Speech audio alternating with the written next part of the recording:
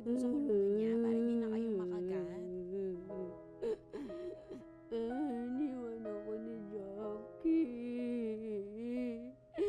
Iniwan ako ng baby ko. Iwan na ako lahat ng kaibigan ko. Wag lang ang baby ko si Jackie. Iwan na ako ni Sonia. Wag lang si Jackie. Alam mo, ma'am, hindi kayo iniwan ni Jackie. Nakakulong lang siya. Gano'n na rin yun! Ate? Ay. Ate? Ay,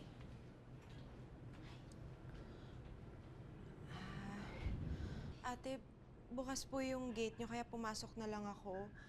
Gusto lang sana kitang kamustahin dun sa nangyari nung isang araw.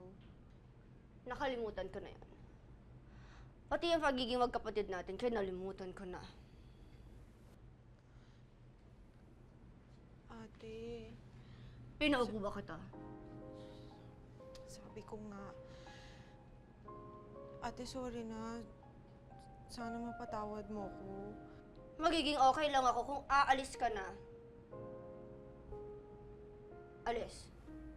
Alis!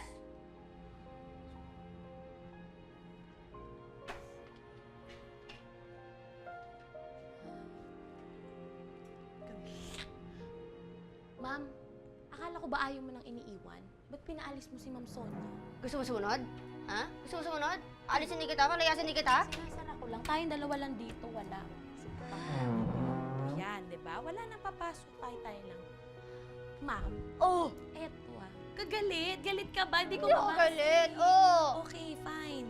Kasi just an FYI, alam mo, si Ma'am Sonia, yung nagpiyansa sa'yo, tsaka siya yung kumausap sa mga pulis para malinis yung pangalan mo. Hindi ba ikaw yun? Ma'am naman, I'm not that bright or, hindi ko kaya makipag-usap doon, siya yun. Hindi ikaw yun! Ma'am, paulit-ulit tayo. Yan lang, maganda ka lang talaga eh. Kainis.